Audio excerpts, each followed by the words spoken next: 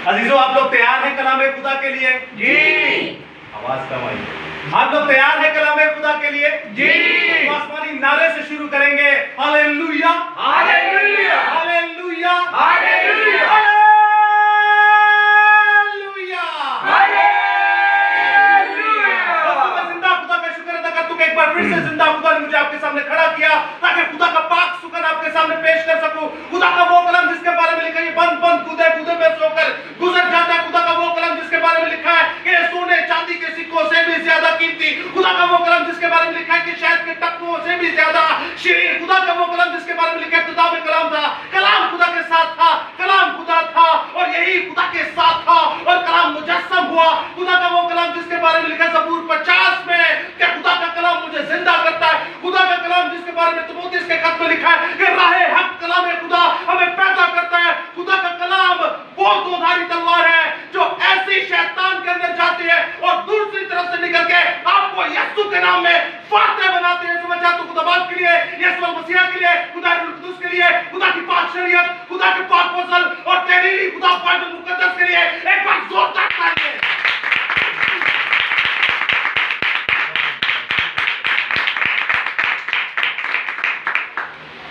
खुदावन के नाम की तमजीद हो, खुदावन के नाम की शुक्रगुजारी हो।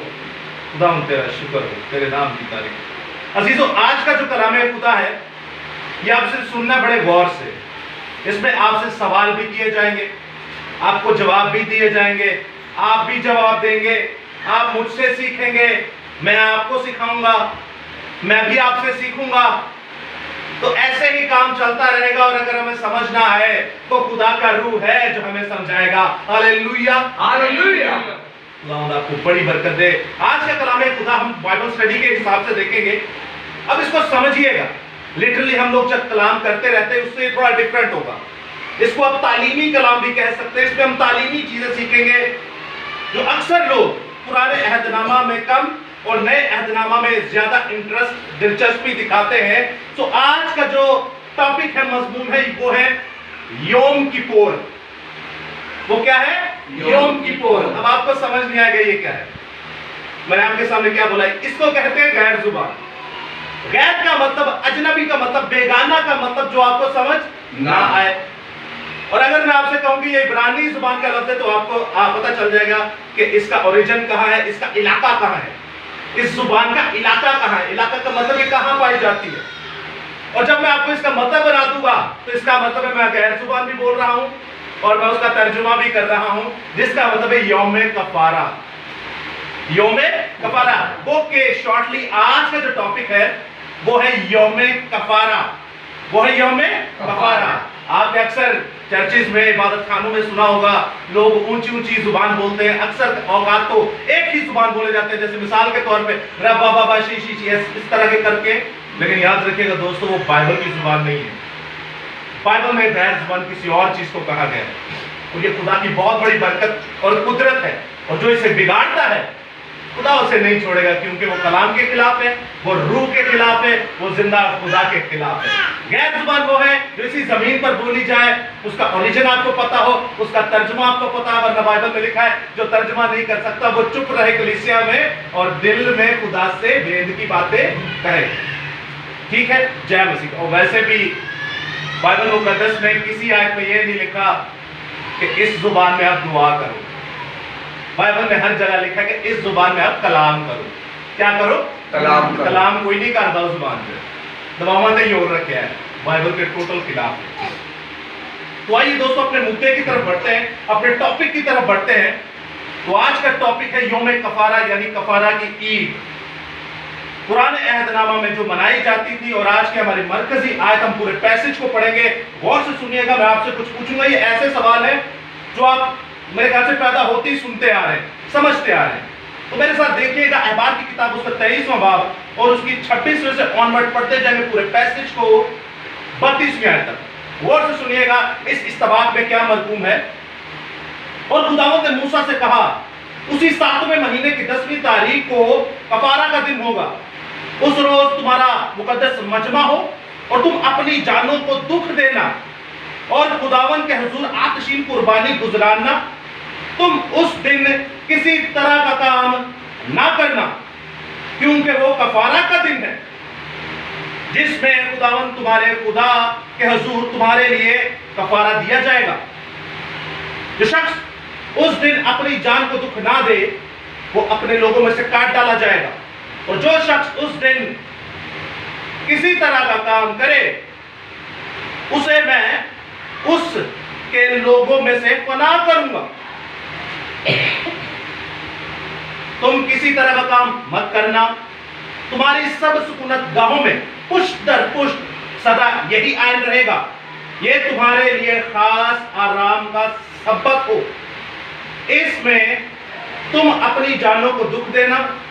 तुम उसी महीने की 9वीं तारीख की शाम से दूसरी शाम तक अपना सबक मनाना। कलाम खुदा का पढ़ा सुना समझा और कबूल किया जाना हम सबों के लिए बाइस से बरकत का सबब हो। खुदा का शुक्र हो, आमीन। अजीजों, पुराने अहदनामे को अक्सर लोग जो है वो पीछे कर देते हैं, नए अहदनामे को आगे करते हैं। इसकी दो वजूहात है। पहली बात है, नया अहदनामा छोटा, पुराना अहदनामा बहुत बड़ा है। नया अहदनामा से 10 गुना बड़ा है। 1 गुना, 2 गुना, 3 गुना, 4 गुना नहीं, कितने गुना? 10 गुना बड़ा है। और दूसरी कंडीशन ये होती है, दूसरी वजह ये होती है कि नए अहदनामे में हमें बहाना बताया जाता है कि जी यीशु मसीह आए हैं। यीशु मसीह ने इंजील अरबा दी, उसके बाद उनके शागिर्दों ने अमाल की किताब लिखी, शागिर्द ने, और फिर शागिर्दों ने खतूत लिखे, और फिर मुकाशिफा की किताब आ जाती है। इसलिए ये ज्यादा पावरफुल है, इसलिए ये ज्यादा ब्लेसफुल है, इसलिए यीशु मसीह की शख्सियत जो है वो खुद खुदा इंसान बनकर मौजूद आ गया जमीन पर। तो इसलिए नए अहदनामे को ये दो वजूहात पे बड़ी प्रायोरिटी दी जाती है, जो कि नहायत ही गलत है, जो नहायत ही कुफर है, जो नहायत ही बहुत बड़ा गुनाह है, जिसकी मुआफी नहीं है। क्योंकि अजीजों, जब तक आप गिनती जो है शुरू करने हैं, स्कूल जानने हैं, कोई ऐसा स्कूल है या माँ पे है 10, 11, 12, 13 सिखाए, या 1, 2, 3 सिखाते हैं, 1, 2, 3 सिखाते हैं, 10, 11, 12 पे नहीं जाते, 1, 2, 3 सिखाते हैं। यानी खुदा हमारा क्या कहता है? मैं तरतीब का खुदा हूं। खुदा भी क्या कहता है? मैं तरतीब का खुदा हूं।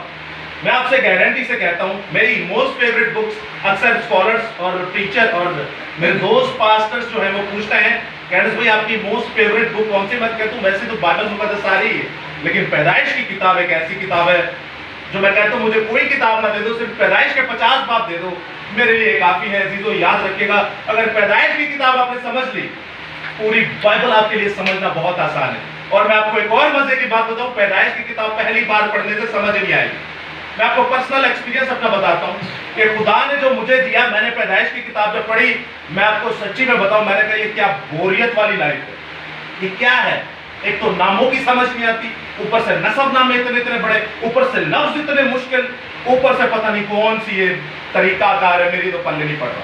अच्छा खैर, फिर आहिस्ता आहिस्ता आगे किताबों की तरफ, फिर सहाइफुल अंबिया की तरफ, फिर सहाइफुल अकबर की तरफ, फिर नए अहदनामा में, फिर मुकाशिफा में, फिर भी कोई समझ नहीं आई, किसी एक लफ्ज की समझ नहीं आई।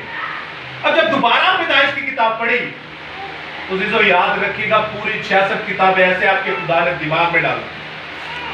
दोबारा पैदाइश की किताब जब पढ़ी तो 66 किताबें खुदा ने दिमाग में डाल दी एक किताब को पढ़ने से। मैं पैदाइश की किताब पढ़ूं, मैं कह रहा हूं अरे यार ये तो मैंने मुकाशिफा की किताब में पढ़ी है। मैं पैदाइश की किताब पढ़ रहा हूं, मैंने कहा अरे ये तो मैंने इंजील में पढ़ी है। पैदाइश की किताब पढ़ रहा हूं, मैंने कहा ये तो मैंने ईसाई नबी के सहीफे में पढ़ा है। पैदाइश की किताब शुरुआत, अगर आपकी बुनियाद अगर पुख्ता, अगर ये घर है, इस घर की अगर बुनियाद ना हो तो ये गिर जाएगा। आपने रेत और चट्टान की मिसाल तो सुनी होगी यीशु मसीह की, जो रेत पर बनाता है घर को गर्क हो जाता है, लेकिन जो चट्टान यानी उसकी बेस, उसकी बुनियाद जो है वो मजबूत होती है, तो वो घर खड़ा रहता है। आपकी बुनियाद है पैदाइश की किताब, आपकी बुनियाद है पुराना अहदनामा, और लफ्ज पुराना जो है ये भी कुफर है, ये भी शैतानियत है। ये लफ्ज है तनाक, यानी पहला अहदनामा। क्या खुदा का कलाम कभी पुराना हो सकता है? नहीं। घास सूख जाएगी, फूल को मिला जाएगा, लेकिन खुदा का कलाम अब तक कायम और कायम रहेगा। सब कुछ खत्म हो सकता है, ये खत्म नहीं होता। पुराना अहदनामा हम लोग इसलिए नाम लेते ताकि लोगों को समझ आ जाए, वरना हम फर्स्ट कैनन कहें, वरना हम पहला अहदनामा करें, वरना हम तनाक कहें। तनाक इब्रानी जुबान का लफ्ज है ताफ, नून और खे। ताफ कहते तौरेत को, जिसमें 5 किताबें आती हैं। नून कहते हैं नबीऊन को, जिसमें साहिकुल अंबिया आते हैं, बड़े साहिकुल अंबिया, जिसमें हिजकियल, जिसमें यसाया, जिसमें यर्मिया, जिसमें जिक्रिया, और फिर आती है के कहते हैं खतबीम को, जो छोटे खत है, जिसमें सफन्या, जिसमें मलाकी नबी, जिसमें हिजी नबी, जिसमें आमूस। तो ये बड़ी बाइबल की बेसिक चीजें, बुनियादी चीजें हैं। तो आप पैदाइश की किताब को पढ़ेंगे, शुरू की किताबें पढ़ेंगे, तो आपको बहुत ही खूबसूरत लगेगी। आपको ऐसा लगेगा जैसे दुनिया मेरे हाथ में है। तो आइए दोस्तों, अपने टॉपिक की तरफ बढ़ते हैं, और टॉपिक है हमारा आज योम किपुर, यानी कि यौम कफारा। और मैं आज आपको एक बात बताऊं, इस बाइबल मुकद्दस के मुताबिक आज जो है खुदावंद खुदा की एक ईद भी है। वो कि हमें ये बताया गया है, क्रिसमस आता है, ईस्टर आता है, गुड फ्राइडे आता है, पाम संडे आता है, लेकिन दोस्तों इसमें भी तो कुछ लिखा हुआ है, इसमें भी तो कुछ लिखा हुआ है। तो आइए देखते हैं इसमें क्या लिखा हुआ है। बाइबल मुकद्दस कुछ यूं फरमाती है, और खुदावंद ने मूसा से कहा, उसी 7वें महीने की 10वीं तारीख का कफारा का दिन है, उस रोज मुकद्दस मजमा फराहम करना और अपनी जानों को तुम दुख देना। 7वें महीने दी 10वीं तारीख जड़िए आज जे, 7वें महीने दी 10वीं तारीख आज जे। आज कौन सा महीना है? 10वां। और तारीख कौन सी है? 5। तो बाइबल क्या कह रही है? आज ये ईद है, और ये है 7वें महीने की 10वीं तारीख। तो आप कैसे मैनेज करेंगे भाई? यहां तो मैं झूठ बोल रहा हूं या आप लोग झूठ बोल रहे हैं? आप लोग पता कैसे झूठ बोल रहे हैं? क्योंकि आपने कभी बाइबल नहीं पढ़ी। मैं पता कैसे सच बोल रहा हूं? क्योंकि मैं इसको पी के खा चुका हूं। अब बाइबल मुकद्दस में आप देखते हैं, इसमें जो महीने हैं वो आपको नहीं बताए जाएंगे, वो ना ही आपको दिखाए जाएंगे। आपने कभी नोट किया, मेरे घर आते बेसन के ऊपर एक बहुत बड़ा लगा हुआ है पेनाफ्लेक्स, तो कभी नोट कीजिएगा वो क्या है? वो कैलेंडर है जो इसके अंदर है। जनवरी, फरवरी, मार्च, अप्रैल, मई, जून, जुलाई। पहले ये रोमी कैलेंडर था, फिर इसको मसीही कैलेंडर बना दिया गया, जो कि शैतानियत है। इसका मसीहत के साथ कोई लेना देना नहीं है। ये तो अभी 1600 सदी में आया, वो ग्रिगरी ने बनाया, रोमन कैथोलिक्स ने बनाया, अभी 1600 सदी में आया। उसके बाद 1700, 1800, 1900, 2000, 2010, 2020, 2022, कितने साल हो गए? गालिबन 5 या 500, 550 साल हुए होंगे। तो जो हजारों सालों से मसीह किस कैलेंडर को देख के अपनी तारीखें दे रहा था, और ये हम पैदाइश की किताब पढ़ रहे हैं, खुदा किस चीज को देख के अपनी तारीखें दे रहा है? रोमन कैलेंडर तो अभी आया है। और गालिबन उनमें देखते हैं जनवरी, फरवरी, मार्च, अप्रैल, मई, जून, जुलाई, ये सारे माबूदों के नाम, शयातीन के नाम। Sunday, Monday, Tuesday, Wednesday, Thursday, ये सारे शयातीन के नाम। मैं आपसे ये नहीं कह रहा कि इनको इस्तेमाल ना करो, दुनिया में रहते हुए इनको इस्तेमाल करना है। वो साडा फायदा चुक देंगे, अही भी उन्होंने फायदा चुका है। आप जिंदगी में रहे, इसको कीजिए इस्तेमाल। कौम बनी इसराइल इस कैलेंडर को नहीं मानती जो हमारे घरों में लिखा हो। हाँ, आप एक नोट कीजिएगा, मैं आपको एक छोटी सी बात बताता हूँ। आप सब लोग दीन इस्लाम के बहन भाइयों से वाकिफ है, उनके साथ काम करते हैं। मुसलमान बहन भाइयों के साथ आप काम करते कि नहीं? कभी इत्तेफाक से पूछिएगा कि भाई आज दिन क्या है और आज महीना क्या है आपके कैलेंडर के मुताबिक। वो ना तो आपको ये 10वां महीना बताएगा, ना आपको 5वीं तारीख बताएगा। वो अपने इस्लामी कैलेंडर के हिसाब से आपको दिन भी कोई और बताएगा, महीना भी कोई और, क्योंकि उनको पता है कि हमारा एक मजहबी कैलेंडर है। रोमियों को पता है हमारा एक कैलेंडर है, मसीहियों को नहीं पता हमारा भी कोई कैलेंडर है। इसलिए आपको ये नहीं समझ आएगी कि कैसे यहां पर आज खुदावंद के कैलेंडर के हिसाब से 10वें तारीख, 10वें महीने की, सॉरी 7वें महीने की 10वीं तारीख है। तो चलिए मेन पॉइंट पे आते हैं। ये चीजें चेदा है, इनको आहिस्ता आहिस्ता सीखेंगे। उनका जब न्यू ईयर होता है वो इस जनवरी 1 पे नहीं मनाते। खुदा के कैलेंडर के हिसाब से जनवरी 1 उनकी जब आती है ना न्यू ईयर, साडी उदो मार्च दा 15वीं तारीख होंदी है। तीसरे महीने की 15वीं तारीख होंदी, तो उनका पहला महीने का पहला दिन यानी न्यू ईयर होता है। तो इसको क्या देखेंगे, अगर नहीं समझ आई चकाट इसको छोड़े, नेक्स्ट आगे जंप करते हैं। इसको हम देखेंगे आराम से। कोई भी चीज बाइबल से बाहर के लिए सब इसके अंदर है। आगे लिखा है उस रोज तुम्हारा मुकद्दस मजमा हो और तुम अपनी जानों को दुख देना। मुकद्दस मजमे का मतलब क्या है? अब मैं आप लोगों से सवाल करूंगा, मुकद्दस महफिल, मुकद्दस मजमा किसे कहते हैं? एक जगह जमा होना। कलीसिया, कांग्रेगेशन। वेरी गुड, खुदावंद आपके साथ हो। और आगे लिखा है अपनी जान को दुख देना। ਹੁਣ खुदा अपने लोगों को कह रहे हैं। अच्छा, कई लोग कहते हैं कि ये भाई कौम बनी इसराइल की ईद है, कई कहते हैं ये यहूदियों की ईद है। बाइबल क्या कहती है? 23वां बाब उसकी पहली दूसरी आयत में लिखा है, और खुदावंद ने मूसा से कहा कि बनी इसराइल से क्या है, ये खुदावंद की ईद है। ये किसकी ईद है? खुदावंद की ईद है। एक कोई आदम दिया ईदा नहीं, एक कोई इसराइल दिया ईदा नहीं, एक कोई यहूदियां दी ईदा नहीं, एक को मसीहा दी ईदा नहीं, एक को ईसाइयां दी ईदा नहीं, एक को मुस्लिम दी ईदा नहीं, और ये खुदा की ईद है। ये किसकी है? खुदा की ईद है। और जो खुदा का बच्चा है या खुदा का बेटा बेटी है, तो वो तो खुदा की ही की बात को मानेगा। तो आगे बढ़ते हैं कि अपनी जानों को दुख देना।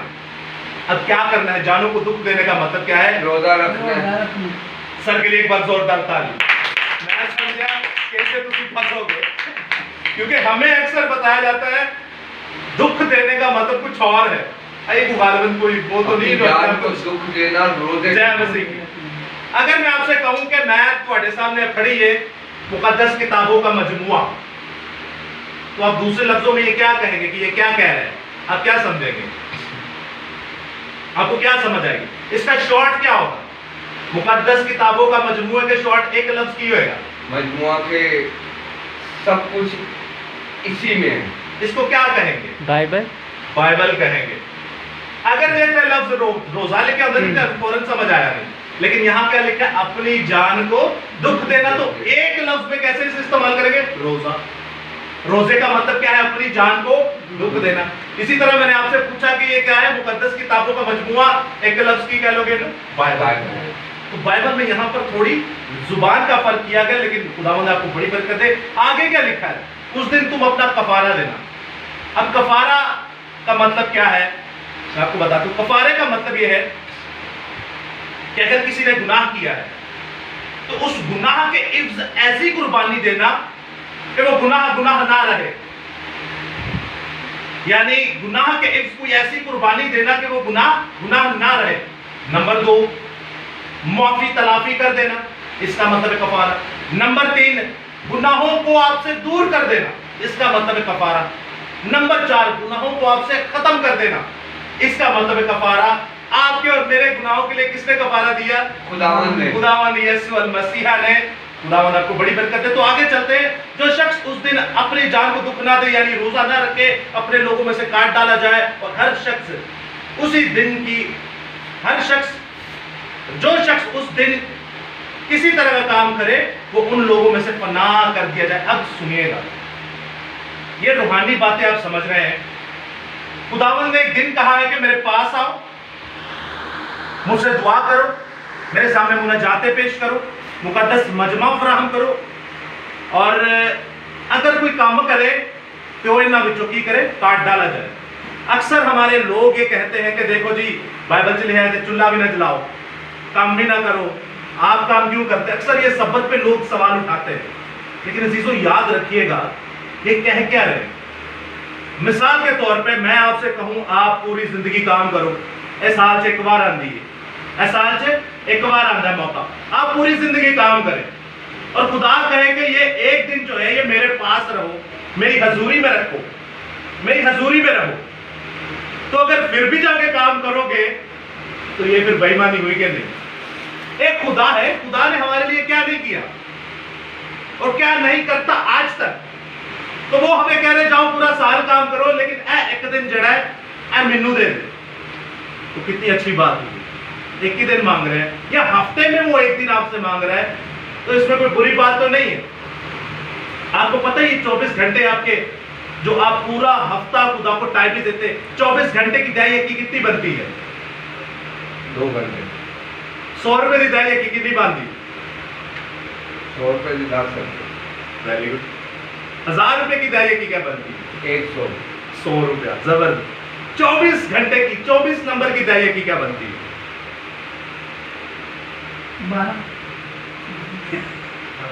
4 घंटे। 2 घंटे 45 मिनट।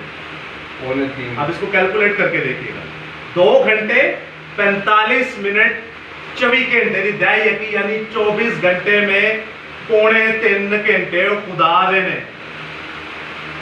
डेली के पौने 3 घंटे किसके? खुदा के। केड़ा जरा डेली पौने 3 घंटे खुदा दे जाए। ऐसा है कोई? 2 घंटे देता हूँ। नहीं चलेगा। 2.25 घंटे कौन है जो डेली खुदा को देता है? मैं आपको मजे की बात बताऊं, ना हमारे बाप दादा में से कोई ऐसा था, ना हम हैं। तेरे ही खुदा नु ठाकने के नहीं, ठगते के नहीं, बिल्कुल ठग। ना हमारे बाप दादा में से ऐसा कोई था, ना हम में से है। और फिक्र करें कहीं इनमें से बच्चों में से कोई ऐसा ना हो जाए। तो फिर तो कहते ना सब दी नानी कोई कुछ दियां पुछते ही बिगड़िया हुई मुट्टा ने बिगड़े हुए कभी सुधर दे नहीं। तो याद रखिएगा 2.25 घंटे 24 घंटों में से खुदा के हैं। आप अपने बच्चों को टाइम देते हैं, आप अपनी नौकरी को टाइम देते हैं, आप खाने को टाइम देते हैं, आप बाहर दोस्तों को टाइम देते हैं, आप अपने घर वालों को टाइम देते हैं। खुदा को तो कुछ नहीं देते हैं, कुछ भी नहीं देते। खुदा से तो हम लेते हैं, लेकिन खुदा जब आपसे वसूल करने पर आता है तो याद रखिएगा कैसे लेता है। वो फिर कहता है मैं तेरे को तो कुछ नहीं कहूंगा, मैं तेरी तीसरी चौथी नस्ल को भी नहीं छोड़ूंगा। अगर जे तुसी पूरा हफ्ता खुदा नहीं देते 6 दिन, तो याद रखिएगा इन 6 दिनों की 2.25 के तदायकी को कैलकुलेट करेंगे तो वो आपके एक हफ्ते की दायकी में पूरी हो सकती है। 2.25 घंटे 6 दिना दी कैलकुलेशन दे नाल जो तुहानू एक दिन 7वें दिन कह रहा है आओ मेरे कोल, मेरे हजूर बहु, मेरे ना गपशप करो, मेरे ना दुआ करो, मेरे ना कलाम करो, हमदो सना करो, तो आपकी ये जो दायकी है पूरे हफ्ते की उस 7वें दिन में पूरी हो सकती है। इतने तक खुदा ने रियायत की थी। और अगर पूरा साल नहीं देते तो वो एक दिन कहता है भाई 24 घंटे मेरे को देते। और वो कहता है अगर फिर भी तुम नौकरियां करोगे, फिर भी तुम अपनी कामकाज भी पड़े रहोगे, तुम्हें नहीं पता ये काम किसने दिया, तो फिर वो अपनी कौम में से भी काट डाला जाए और मैं उसे उसकी कौम में से क्या कर दूंगा, फना कर दूंगा। पॉइंट की तरफ आते आगे लिखा है और ये सकूनत तुम्हारे तमाम सकूनत गांवों में पुष्ट दर पुष्ट और सदा का आयन है। पुष्ट दर पुष्ट का क्या मतलब है? नस्ल दर नस्ल, over through generations, through out the generations, आपकी नस्ल दर नस्ल रहे। कई लोग कहते हैं कि हम कहां इसराइली हैं, ये तो इसराइलियों के लिए हुक्म है, हम कहां इसराइली हैं? तो यीशु मसीह कहते हैं मैं दाऊद की असल और नस्ल। यीशु मसीह अपने आप को इसराइली कह रहे हैं। दूसरे लफ्जों में पौलुस रसूल को कहते हैं, देखते हैं तो वो कहता है कि मैं इब्रानियों से भी बड़ा इब्रानी और इसराइलियों से भी बड़ा इसराइली।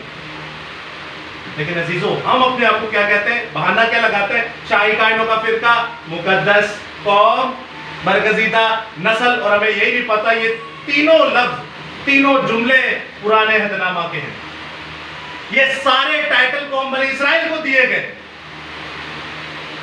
आपने रोमियो का खत पढ़ा हो तो लिखा है हम जो जंगली जैतून थे हमें भी खुदा ने अपने दरख्त में पवित्र किया। बाइबल में नहीं लिखा वो जो दूर के हैं उनको भी खुदा ने अपने साथ मिला लिया। हम दूर के हैं, वो तो पिलौटा है इसराइल। अरे सारे टाइटल तो उनको दिए गए, लेकिन जब हम उनके साथ मिल जाते हैं, अपने आप को इसराइल की नस्ल समझते हैं, इसराइल की बरकत समझते हैं। आप नहीं जानते बाप इब्राहिम को क्या कहा गया? आपको और मुझे जब खुदा कहता है कि जब तुम जिंदा खुदा के साथ मिल जाओगे, अपने आप को मार दोगे और खुदा यीशु मसीह का बपतिस्मा लोगे, तो तुम बाप इब्राहिम की मिरास और खुदा की नस्ल कहलाओगे। याद रखिएगा जमीन पर जो कुछ भी है वो इसराइल के लिए है। आप और मैं मसीही जो है, जब तक अपने आप को इसराइल की बरकत के साथ अटैच नहीं करेंगे, आप और मैं किसी काम के नहीं है। एक तरीकाकार होता है, एक तरतीब दी गई है। बाइबल मुकद्दस में क्यों लिखा है, दानियल की किताब में, नहमिया की किताब में, कि तू जब भी दुआ करे इसराइल के लिए दुआ जरूर करना, यरूशलेम के लिए दुआ जरूर करना। तो जो कहते हैं हमारा तो इसराइल से कोई लेना देना, हम तो बरगजीदा नस्ल मसीह हैं, तो याद रखें वो मसीह नहीं है, वो साई है, उनका मसीहत से कोई लेना देना नहीं। तो आगे क्या लिखा है, तुम अपनी जानों को दुख देना और एक शाम से दूसरी शाम तक, एक शाम से दूसरी शाम तक। अक्सर लोग रोजे के लिए तालीम देखते हैं, वो रात को खाते हैं, सो जाते हैं और शाम को रोजा खोल लेते हैं। मैंने आपसे कहा ये तालीमी आज का जो है वो इबादत है और इसमें आप कई चीजें सीखेंगे। रोजा ते अनुकी ने दिता हो, या आपको किसने कहा इस तरह रोजा रखें? बुजुर्गों ने। आपके बुजुर्ग कौन थे जिन्होंने ये टाइम टेबल दिया आपको? हमारे बाप दादा किस मिशन से थे? रोमन कैथोलिक से। अलग अलग मिशनों में ये जो मेन बीज जो है, ये जो बीज बोया गया हमारे अंदर, कड़वा बीज। रोजे का मतलब क्या है? अपनी जान को दुखी, रोजे का मतलब क्या है? अपनी जान को दुखी। सिस्टर सही कह रही है, आप लोग कंफ्यूज क्यों हो रहे? रोजे का मतलब क्या है? अपनी जान को दुख देना। उनमें तो सही सही दसना, तुसा झूठ नहीं बोलना। रोटी खा के नींदर अच्छी आंदी या भैड़ी आंदी? अच्छी है ते केड़ी जान नु दुख पे दे दे? सुख देने दुख देने। कौन सी जान को दुख दे रहे आप? कौन सी जान को दुख दे रहे? अरे पढ़ कुछ और रहे, कर कुछ और रहे। दिया किसने? बाप दादा ने। तो बाप दादा ने कोई चंगी शायद भी दी कि नहीं? अपनी सुत्याई क्यों है? तो भाई क्या हो गया? और नंबर 2, आप देखते हैं कि जान को दुख देना जो है, हम इस तरह इस चीज को देख सकते हैं। जान को दुख देने का मकसद यह है अजीजों कि अपनी जान को दुख देना, अपनी जान को दुख देना। और रात को खा के जब हम सो जाते हैं तो जान को दुख हरगिज नहीं देते, बल्कि जान को तो हम सुख देते हैं। हो गया मसला? अपना बच्चा तो नहीं वो आपने तो बंदे अंदर आए ना, तो कोई नहीं आया, आप लोग जाओ भाई। सही से। अच्छा क्योंकि हालात ही इंदे हैं। हाँ, हालात ही सही। खुदावन साहब खैर करे, खुदावन बेहतर करे। तो अजीजों, जान को तो हम दुख नहीं देते। ये हमें सेटअप दिया हमारे बावजदाद बाप दादा ने। और बाप दादा हमारे जो थे वो थे रोमन कैथोलिक, जिसे आप भी जानते हैं वो कौन है और मैं भी जानता हूं वो कौन है। अजीजों, याद रखिएगा, इस तालीम में और उस तालीम में जो हमारे बाप दादा ने दी है, जमीन आसमान का फर्क है। क्या लिखा है? शाम से शाम तक रोजा रखना। कितने घंटे बांधे हैं? शाम से शाम तक का रोजा कितने घंटे? आज की शाम से अगली शाम 24 कितने घंटे बनते? 14 घंटे नहीं। आज की शाम, रात हुई, सुबह हुई, दोपहर हुई, शाम हुई, कितने घंटे हो गए? 24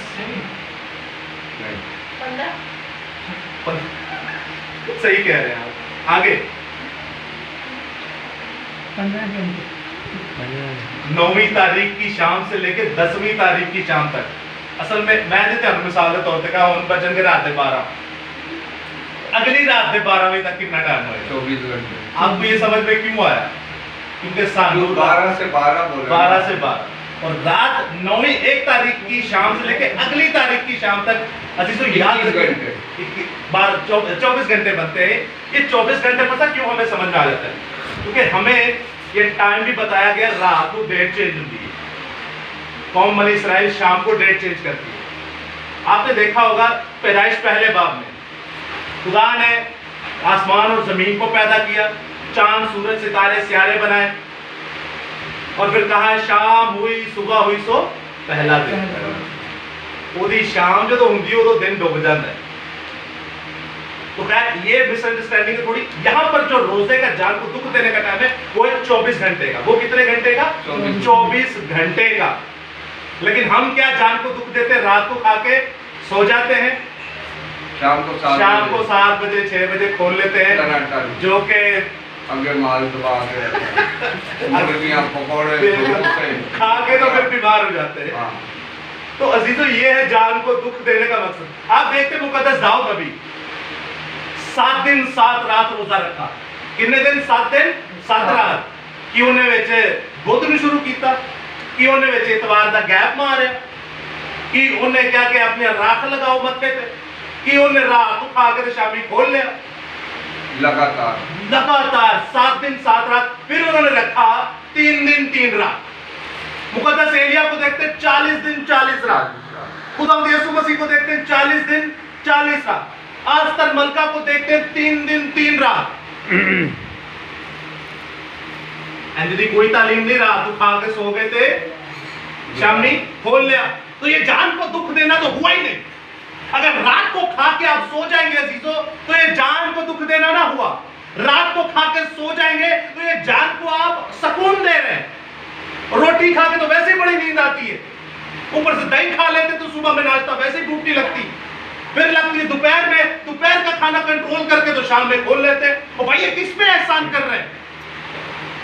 हमारे खुदा ने हमें ये रोजा रखने के लिए नहीं कहा, हमारे खुदा ने हमें 24 घंटे का रोजा रखने के लिए कहा है। हमारे खुदा ने हमें टाइम भी दिया है, हमारे खुदा ने हमें अकल भी दी है, हमारे खुदा ने हमें हिकमत भी दी है। आप ये रोजा रखकर क्या होता है? ज्यादा ज्यादा खुदा मैनू गड्डी मिल जाए, मैनू नौकरी मिल जाए, मैनू पैसे मिल जाए, मुझे कुड़ी मिल जाए शादी के लिए, मुझे घर मिल जाए। लेकिन याद रखिएगा, जिंदा खुदा की सूरमा आस्तर मलका, खुदा की बड़ी सूरमा आस्तर मलका 3 दिन 3 रात खुद भी रोजा रखती है और अपनी सहेलियों को भी बोलती है तुम भी रोजा रखो। वो कहते हैं क्यों? वो कहते हैं मेरी कौम बनी इसराइल मरने के हुए और ये गैर कौम वाले एक ऐसी सूली बना रहे हैं जहां मेरी कौम को लटकाएंगे। लेकिन मैं 3 दिन 3 रात अपने आप को पाक करूंगी, 3 दिन 3 रात अपने आप को मुकद्दस करूंगी और जिंदा खुदा के सामने रोजा रखूंगी, अपने आप को, अपनी जान को दुख दूंगी ताकि मेरी कौम बनी इसराइल बच जाए। Hallelujah, hallelujah. अजीजों, जिंदा खुदा ने फिर दिखाया उसका असर, वो कौम बच गई। यूना नबी को आप देखते हैं, उन्होंने मुनादी की, ये कायनात का सबसे बड़ा जान को दुख देने का वेल एजुकेटेड जो है सुनेरियो और सीन और ऐसा आपके सामने एक मंजर है। ये शीरखार बच्चा है, इन्होंने 40 दिन 40 रात रोजा रखा। ये बच्चा रख सकता है रोजा? तो उनको देखिए गैर कौम वाले जिंदा खुदा पर कैसे ईमान रखते हैं। बाकी बादशाह ने भी 40 दिन 40 रात रोजा रखा। ऊंट, उनके जानवर जो हैं वो भूखे रह सकते हैं? नहीं। जानवरों को भी 40 दिन 40 रात रोजा रखवाया। ये गैर कौम ऐसे रोजे रखती है और पूरे नैनवा शहर को खुदा ने बचा लिया जो बदी के अंदर पड़ा हुआ था। क्यों? क्योंकि उन्होंने बाइबल पढ़ी थी। 24 घंटे का रोजा होता है। कितने घंटे का रोजा होता है? 24 घंटे की अपने आप को, जान को दुख देना होता है। आप देखिए, गैर कौमों की नकल मत कीजिए, जिंदा खुदा के कलाम की नकल कीजिए जहां से कुछ आपको हासिल भी हो। कुछ भी हासिल नहीं होगा, इंसानों के ऊपर चलेंगे। मैंने पहले मिसाल दी, चट्टान पर घर और रेत पर घर। आपको नहीं पता इसकी तमसील क्या थी? रेत पर घर का मतलब क्या है? जो लोगों की तालीम पर अमल करता है वो फना हो जाएगा। और चट्टान किसे कहा गया? पुराने अहदनामा में यहोवा खुदा को, नए अहदनामा में यीशु मसीह को। और वो ये है यहोवा खुदा और यीशु मसीह बाइबल मुकद्दस। यानी जो इस चट्टान पर, इस कलाम पर अमल करेगा वो हमेशा कायम और दायम रहेगा। आपको कुछ समझ आ रही? ये वो बिदते हैं जो हम डेली करते हैं, लेकिन हमें कोई बताने वाला नहीं है। सब मस्त हैं, उनको पता है इस्तर रखेंगे, 4 ये रोजे रखेंगे और साथ में इस्तर आ जाएगा, नोट आएंगे, इलाके में से भी नोट, पाकिस्तान में से भी पैसा और बाहर के मुल्कों से भी पैसा आएगा। आप कलीसिया को क्या मिलता है? कुछ भी नहीं। क्या मिलता है आपको? आप पैदा होते हैं गरीब, जवान होते हैं गरीब, एंड में बूढ़े हो जाते हैं गरीब, एंड में मर जाते हैं वही गरीब। और पादरी का नक वगदा होता है तो उन्हें कोठियां नहीं आउंदियां। पादरी जाहिल सा होता है, उसने बंगले नहीं होते और कुछ नहीं थे, अपने आप में अपनी फैमिली को बाहर ले आता है कनाडा। तो फिर जमील नासिर साहब से कोई फोन करके पूछता है, सर हम सलामे मरियम दुआ कर सकते हैं? वो कहते हैं ठीक है भाई, जितनी बाइबल में लिखी है उतनी कर लो। अब बाइबल में बंदा कुछ कहा लिखी है, फिर लोग तोड़ जोड़ पता क्या करते? देखिए ये आयत लिखी है, जब्राइल आया सलामे मरियम, उसको लेके उन्होंने दुआ बना दी इस बंदे की वजह से। आगे लिखा तो और तो मुबारक होगी। तो ऐसे छोटे छोटे टुकड़े करके जो बाप ने, खुदा ने जब्राइल को कहा और जब्राइल ने जाके मुकद्दसा मां मरियम को कहा, उन्होंने छोटे छोटे टुकड़ों को मिला के दुआ बना दी इस बंदे की वजह से। आज वो खुद अपनी पूरी फैमिली लेके कनाडा बैठा है, तो तुसी तो मैं ये खजल में उन्हें। ये है असलियत। समझे इन बातों को, परखे इन बातों को। और जब ये बातें आप बाहर किसी से करेंगे, मैं आपको गारंटी देता हूं आपका दुश्मन बन जाएगा। बिल्कुल। और ये अच्छी बात है, ये अच्छी बात है। कलाम खुदा में लिखा है कि मेरे वसीला से, मेरे नाम से लोग तुमसे अदावत रखेंगे। ये तो बहुत अच्छी बात है। तो आते हैं यौम कफारा पर। कफारा मसीह ने दिया हमारे लिए। आपको पता है खुदावंद यीशु मसीह बहुत मोहब्बत करते हैं अपने बेटे से। करते हैं कि नहीं? करते हैं। क्या क्या कुर्बान किया अपने बेटे के लिए? उसी केड़े बेटे निकाल रखा है? मसीह, आप किसकी समझे? हम खुदावन के बेटे यीशु मसीह। वाह, आप आरनेट भाई किसका समझे? हाँ, आप जी, आप सब यही समझे। खुदावंद यीशु मसीह, खुदा अपने बेटे खुदावंद यीशु मसीह से बहुत क्या करते हैं? मोहब्बत। लेकिन मैं यीशु मसीह की बात नहीं कर रहा, मैं आपसे आदम की बात कर रहा हूं। खुदावंद यीशु मसीह जो है वो खुदा का बेटा, और ऐसा अबदी बेटा, ऐसा अजली बेटा जो गुनाह से भी वाकिफ ना था, ऐसा जिगर का टुकड़ा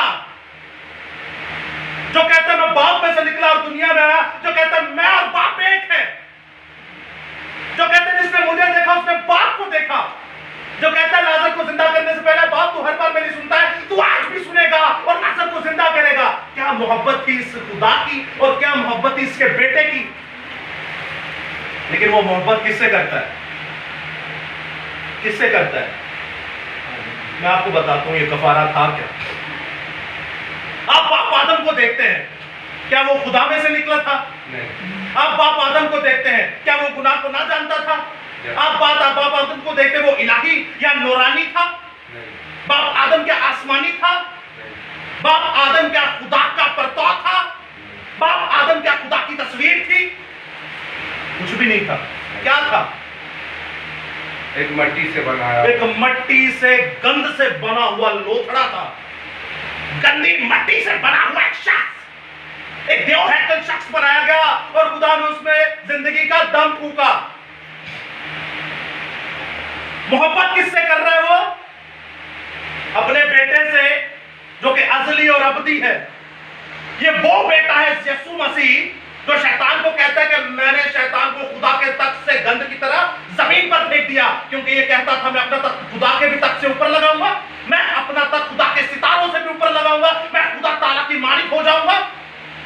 मैं तो वो यीशु हूं जो पुराने अहदनामे में भी नजर आता रहा, मैं वो यीशु जो नए अहदनामे में भी नजर आता रहा, मैं तो वो यीशु हूं, मैं वो बेटा हूं जो मुकाशफा में नजर आया, मैं वो बेटा हूं जब कायनात में कुछ ना था तब भी था, और जब कायनात में कुछ ना होगा मैं तब भी होऊंगा। लेकिन मोहब्बत किससे की? यीशु से।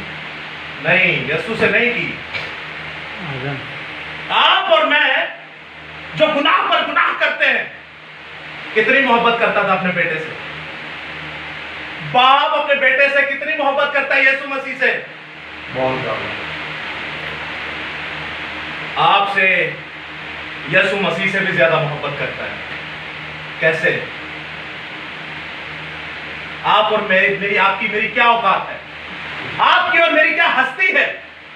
बाप आदम को बनाया मट्टी के लोथड़े को, मट्टी के लोथड़े को बनाया और देव हैकल बनाया और उसमें अपना दम फूका, और मट्टी को कहा ये मेरी तमजीद करेगी, मट्टी को कहा ये मेरी स्ताइश करेगी, मट्टी को कहा ये मेरी हम्द करेगी, मट्टी को कहा ऐ शैतान मैंने तुझे कैसा बनाया, ऐ लूसीफर देख मैंने तेरे अंदर पत्थर छांचे, मैंने तुझे क्वायर का लीडर बनाया, मैंने तुझे म्यूजिक का लीडर बनाया, मैंने तुझे एक शाहकार बनाया, मैंने तुझे मुकर्रर फरिश्ता बनाया, मैंने तुझे साया अफगन बनाया जो खुदा के तख्त पर साया करता था, लेकिन देख तुझे मारने के लिए मैं एक मट्टी का लोथड़ा बनूंगा, ये मट्टी भी मेरी हमदोसरा करेगी।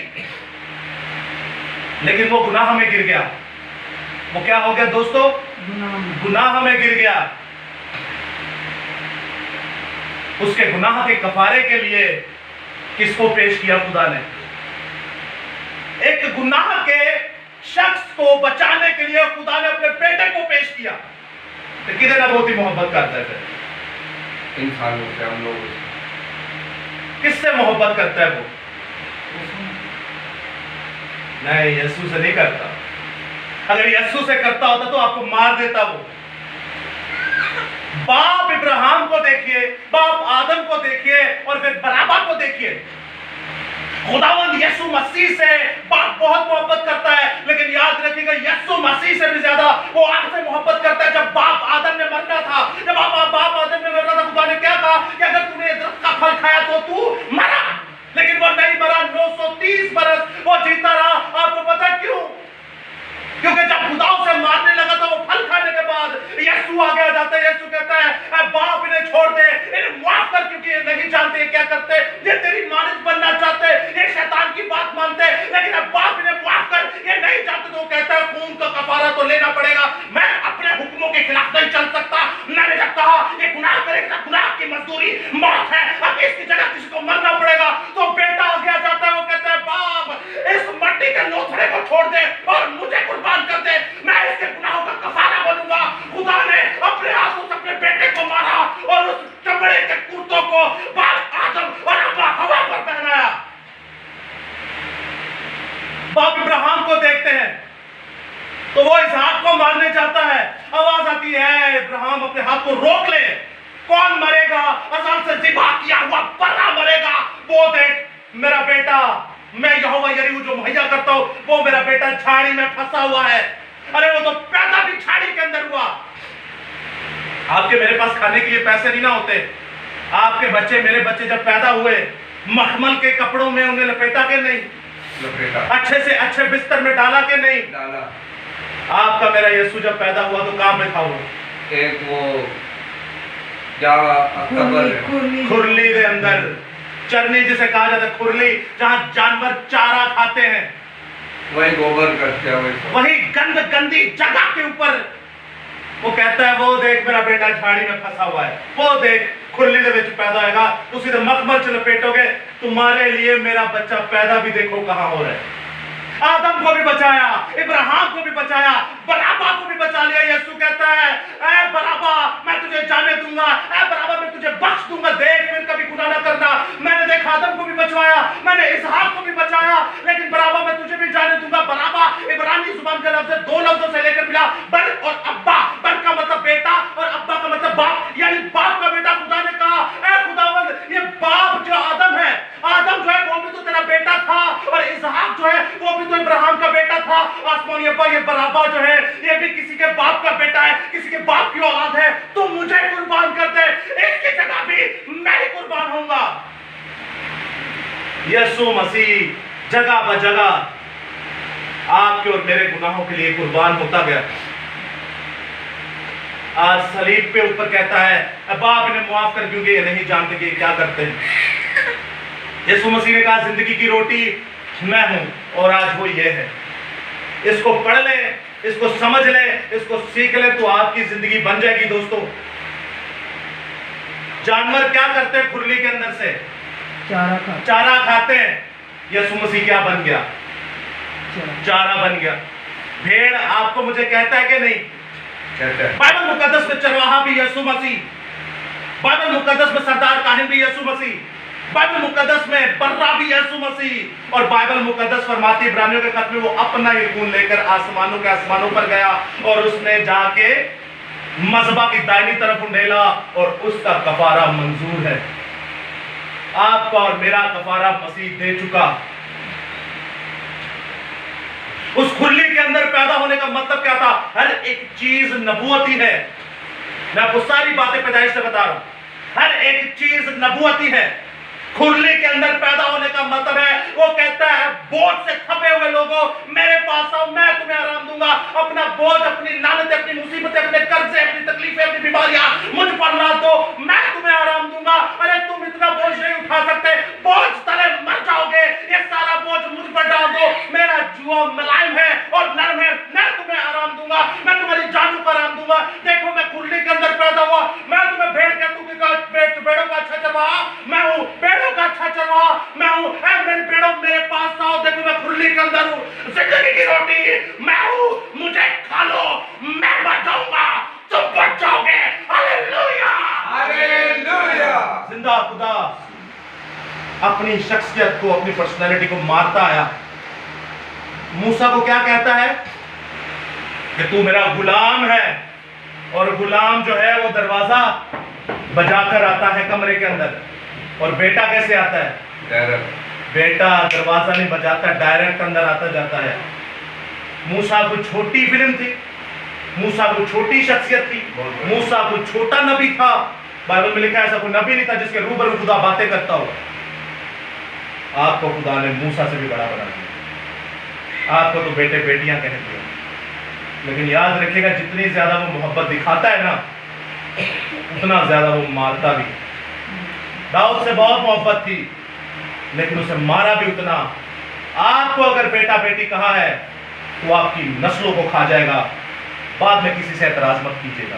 खुदा आपके साथ हो, खुदा आपको बड़ी बरकत दे। आमीन।